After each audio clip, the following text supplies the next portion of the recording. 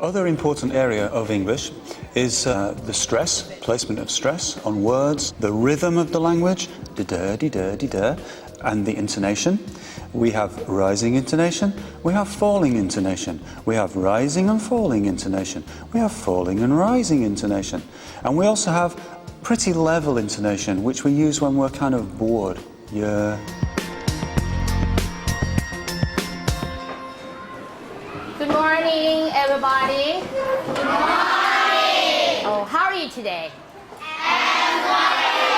Oh, some so, some fine, some great. Oh, I'm great too because today is Monday. I think the difficult thing for me is intonation and accent for English because the Thai language and the English language are different.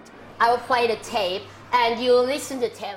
So how can you make your students more aware of intonation? You can do this visually by using your eyebrows. When the intonation rises, your eyebrows rise. When the intonation rises, then you raise your head. Get your students to raise their heads. Falling intonation, make their heads go down. Nice day, isn't it? It's important that they have a visual representation of intonation. A good example of this is for a list if you have a blue, a red and a green. So, on the board you can put an arrow rising on the blue, rising on the red and falling on the green. So you have a red, a blue and a green. This is I quoted from my favorite song. What is it? Monta Khan is teaching her students how the rhythm of speaking English can make you sound more fluent. Yes, you can predict the meaning of the sentence, right? Because all pink words are the content words that you use. To emphasize the rhythm of English, you have to emphasize the alternation of weaker and stronger beats. One way you can do this is by simply starting the students speaking together with a 1, 2, 3, 4. 1, 2, 3, 4. And then introduce another sound. So, a 1, a 2, a 3, a 4. And a 1, and a 2, and a 3, and a 4. 101, 102, 103, 104, and 101, and 102, and 103, and 104. This makes the students aware of the potential difference between their language and English. With English, you can fit a number of weaker beats in between the stronger beats. So, when I was young, I listened to the radio.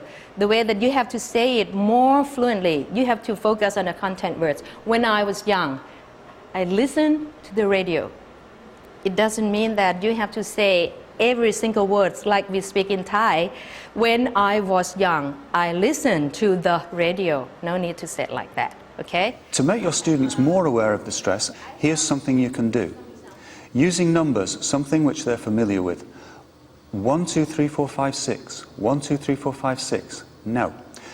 1, 2, 3, 4, 5, 6. 1, 2, 3, 4, 5, 6. Notice the pitch changes and the stress on 5. Now, you as a teacher, back chain this. Don't know what I mean? Here we go. 6, 5, 6, 4, 5, 6, 3, 4, 5, 6, 2, 3, 4, 5, 6, 1, 2, 3, 4, 5, 6. Now, to make it even more memorable for the students, ask them to raise their eyebrows on the stressed syllable. For example, 1, 2, 3, 4, 5, 6, 6, 5, 6, 4, 5, 6. Her eyes are blue. Unstressed for her and are because it's a structure word. It's only the structure word. No need to stress that word. Her eyes are blue. Her eyes are blue. Eyes blue. Eyes blue. Eyes are blue. Eyes blue. Her eyes are blue. Her eyes are blue.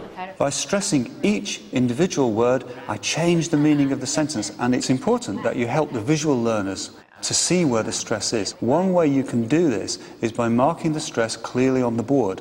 For you, right? If I were you, in class I would focus on the sentence stress. You need to hear just the primary stress of the sentence. The rest is not important. You can't go back. Many teachers prefer to use a red square for this rather than a circle or a dot, because a circle or a dot may be used as a letter in the language of your students. Old MacDonald had a farm, E-I-E-I-O, and on his farm we had some E-I-E-I-O. One of the most popular techniques for raising the students' appreciation of the stress and the movement and intonation in the classroom is by using songs. Had a farm, E-I-E-I-O. The song help the student fluency in using English and good intonation and have a good attitude to study English too. Old MacDonald had a farm,